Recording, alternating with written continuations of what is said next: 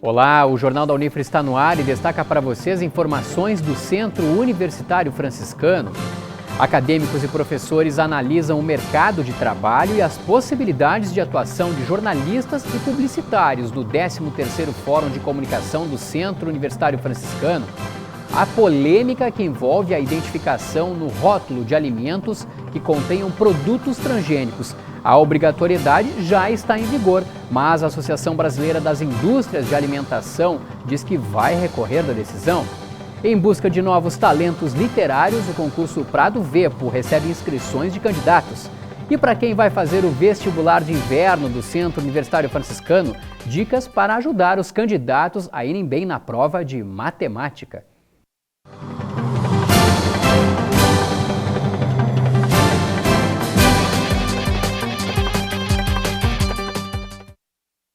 Acadêmicos e professores dos cursos de jornalismo e de publicidade e propaganda participam até esta quinta-feira do 13º Fórum de Comunicação da Unifra. Palestras e também atividades aproximam os estudantes dos cursos de comunicação das possibilidades de atuação no mercado de trabalho. A repórter Andressa Scherer acompanhou a palestra de abertura do fórum e traz as informações. Andressa, qual foi o tema escolhido para dar início ao fórum desta vez? Olá, Jareta. Algo que é bastante discutido na atualidade e também no meio acadêmico é o empreendedorismo. E foi exatamente este o tema escolhido para a abertura do Fórum de Comunicação.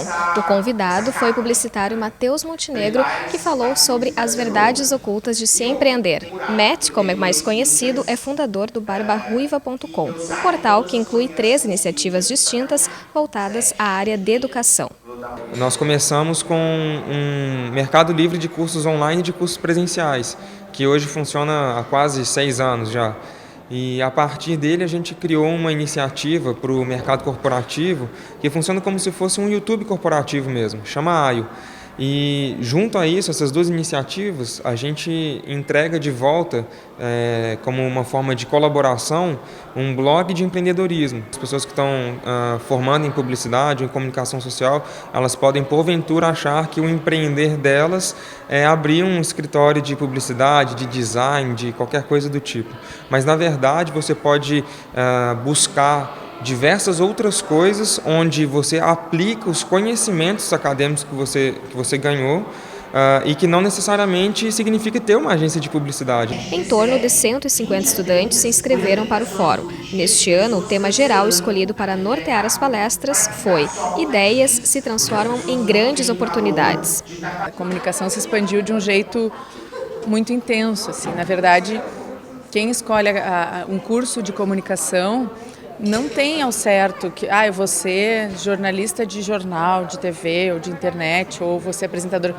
A gente já tem um leque grande, mas agora com essas novas tecnologias o nosso leque ampliou muito de trabalhos. Tanto na publicidade quanto no jornalismo, o nosso foco é mostrar para eles que eles não têm um caminho só traçado quando eles escolhem comunicação. Que eles podem traçar um caminho que não está traçado por ninguém ainda. O Fórum de Comunicação é também um momento de troca de conhecimento e integração entre os estudantes de publicidade, propaganda e jornalismo. Está sendo bem interessante, até porque se trata da comunicação, né? São alunos temas que convergem, e aí tem algumas peculiaridades de cada curso, mas por o fato de ser um pessoal da comunicação, um pessoal bem aberto, temas parecidos, distintos, assim, acaba tendo uma aproximação, e essa questão de coleguismo, né? A gente conhece pessoas novas, a gente aprende sobre novas áreas. Eu estou aprendendo muito sobre marketing, sobre atendimento, que era uma área que eu pouco conhecia, eu sabia muito superficialmente, e aí o Fórum de Comunicação está me possibilitando mais isso. Eu achei muito legal o tema, porque eu que tenho a ideia de começar um negócio na área de publicidade, eu já estou tendo bastante contato com pessoas já experientes, que já têm empresas, que já têm bastante experiência no empreendedorismo, e eu achei muito legal a escolha do tema. E a programação continua na quinta-feira. As palestras pela parte da manhã são mais direcionadas à área de publicidade e propaganda e à tarde ao curso de jornalismo. E ocorrem aqui no Salão de Atos do Prédio 13, no Conjunto 3 da Unifra. Já à tarde são realizadas as oficinas. E a nossa equipe vai continuar acompanhando as atividades do Fórum e mostra, em uma reportagem completa na sexta-feira no Jornal da Unifra, os detalhes da programação. Voltamos contigo, Jareta. Valeu, Andressa, muito obrigado. Olha só, você que gosta de literatura e é apaixonado pela arte da escrita não pode perder a oportunidade, sabe de quê? De concorrer no concurso literário Prado Vepo. Ele chega à 6ª edição este ano e é promovido pelo curso de Letras da Unifra. A iniciativa pretende divulgar novos talentos literários, além, é claro, de incentivar a produção nacional nos gêneros conto e também poesia. Luiz Guilherme, do Prado Vepo, mais conhecido como Prado Vepo, nasceu em Porto Alegre, mas adotou Santa Maria como cidade do coração. Além da carreira como médico psiquiatra, dedicou-se à literatura. Entre os livros escritos pelo autor estão Espada de Flor, Passos do Vislumbre e Girassol Azul.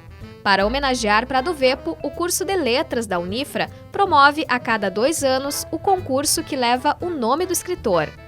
Prado Vepo foi professor universitário, professor de cursinho, foi médico da área foi psiquiatra, e a grande contribuição do Prado Vepo é na nossa poesia, né, da literatura brasileira, e contribuiu com esse gênero. O concurso ele exige que os integrantes escrevam contos ou poesia, e qualquer indivíduo que escreva em língua portuguesa e que fique sabendo do concurso pode enviar seus textos para nós. Cada autor poderá inscrever no máximo 2 trabalhos, um em cada modalidade. Os textos serão avaliados por 5 professores escolhidos pela comissão organizadora do concurso. Quanto aos critérios, vai depender dos jurados, ou seja, originalidade, beleza do texto, adequação ao gênero, conto e poesia. É importante porque é um momento de integração da própria instituição e é uma valorização da literatura. Os nossos alunos de letras vão contribuir com contos através de uma disciplina que eu estou dando, visando a participação nesse concurso. Mas evidentemente que é uma entrada cega, ou seja, eles entram com pseudônimos, eu não sei quais textos que vão ir para os jurados, mas é bastante importante para a valorização até mesmo da literatura, do interesse deles. Nas modalidades Conto e Poesia, será concedido como prêmio para o primeiro colocado um leitor digital Kindle. Também haverá menção honrosa que leva o nome da professora Marta Lia Genruapel, que atuou no curso de Letras da Unifra. Todos os trabalhos premiados receberão certificados de participação. As inscrições podem ser feitas até o dia 15 de julho pelo site unifralabletras.blogspot.com.br. Mais informações sobre o concurso também estão disponíveis na página. A seguir é hora de falar sobre o vestibular de inverno e o Jornal da Unifra traz dicas de matemática para os vestibulandos. É em 1 minuto. Nós já voltamos.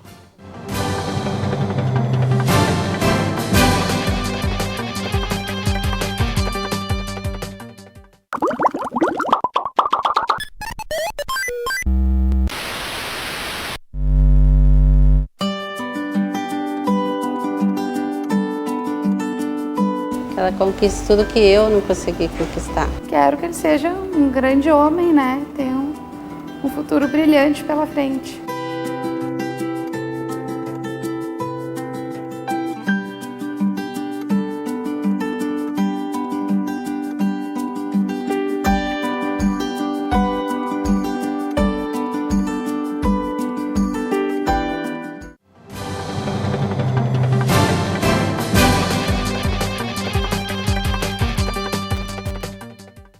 Vestibular de Inverno 2016 do Centro Universitário Franciscano. Olha, para ser aprovado é preciso estudar, né? Porém, sempre naquelas disciplinas ou conteúdos que nos exigem mais, são difíceis acompanhar, né? Sempre, geralmente, todo o conteúdo. Olha, e uma delas, sem dúvida nenhuma, é a matemática. Por esse motivo, o Jornal da Unifra exibe agora dicas para resolver as questões desta matéria escolar que provoca medo em boa parte dos vestibulandos, a matemática.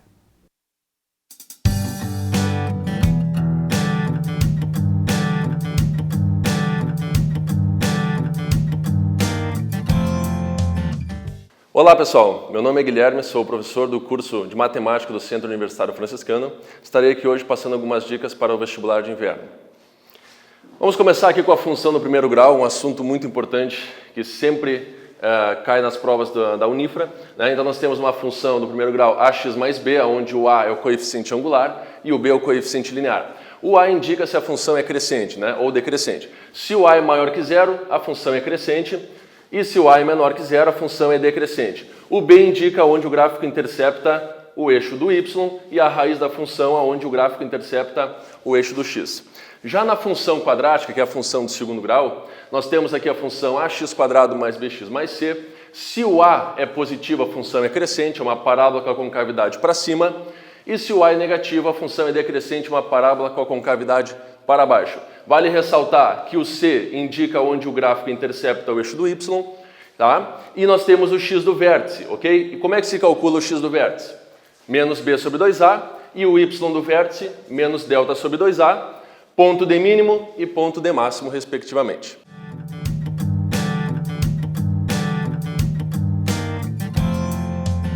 As principais dificuldades que os candidatos apresentam na hora de resolver uma questão envolvendo análise combinatória é saber identificar sobre o que se trata, se é arranjo, permutação ou combinação, certo? Eu vou dar algumas diquinhas aqui agora. O arranjo, o total de elementos que tu tem disponível é diferente do total de elementos que tu quer agrupar, certo? E aqui, ó, se você inverter os elementos, tá? Usar os mesmos, mas inverter eles, fica uma coisa diferente. Então, você vai tratar de um arranjo. Quando for com repetição, a regra é a mesma, só usa a formulinha diferente, que é n elevado na p. Tudo bem? A combinação simples, já se tu trocar de lugar os elementos, permanece igual, é a mesma coisa, tá? E o total de elementos é diferente do que tu quer agrupar. Aqui na combinação com repetição, a gente vai ter que fazer uma adequação antes, para depois largar na fórmula da combinação simples, certo? Já na permutação simples, o total de elementos que nós temos disponível é igual ao total de elementos que nós queremos agrupar, certo? Então a fórmula da permutação é n fatorial, tá ok? Agora, a permutação com repetição é n fatorial sobre cada uma das letras dos elementos que se repitam, ok?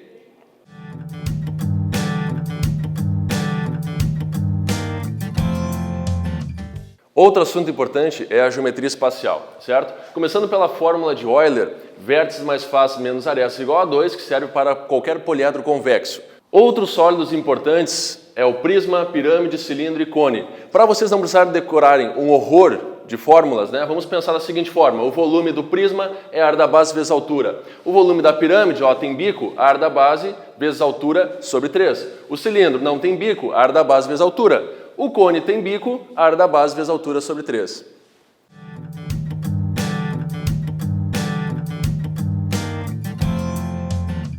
A porcentagem não necessariamente vai cair uma questão falando sobre porcentagem, mas ela estará envolvida no meio de outros conceitos, certo? Então, por exemplo, como é que eu calculo 8% de R$700? É só fazer 8 sobre 100 vezes 700, nós vamos obter R$56. Ou então usar a regra de 3, que todo mundo já conhece. R$700 corresponde a 100%, 8% corresponde a X. Multiplica cruzado, nós encontraremos aí então R$56.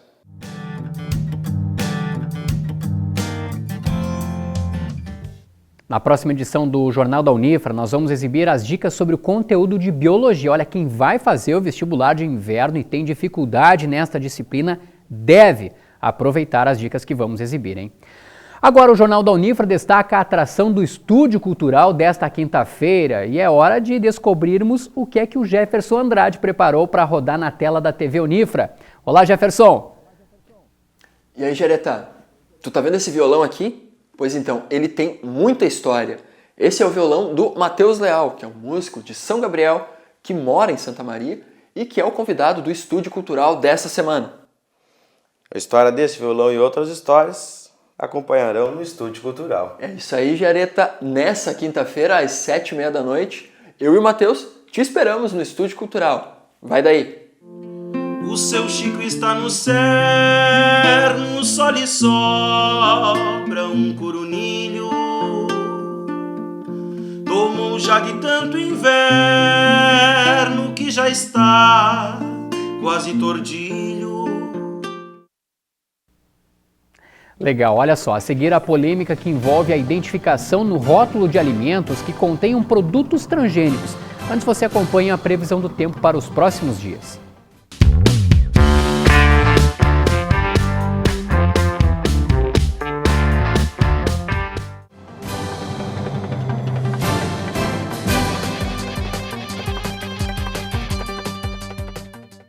por meio da educação, milhares de jovens colaboradores e pesquisadores compartilham suas experiências em um ambiente vivo, amparado na liberdade de pensar e criar. A comunidade universitária é um lugar em que o estudante pode desenvolver seu perfil próprio, enriquecendo assim o bem comum. Polo Nacional de Inovação por meio da Nanociência é referência em qualidade de ensino no Rio Grande do Sul. Centro Universitário Franciscano, uma universidade para suas aspirações.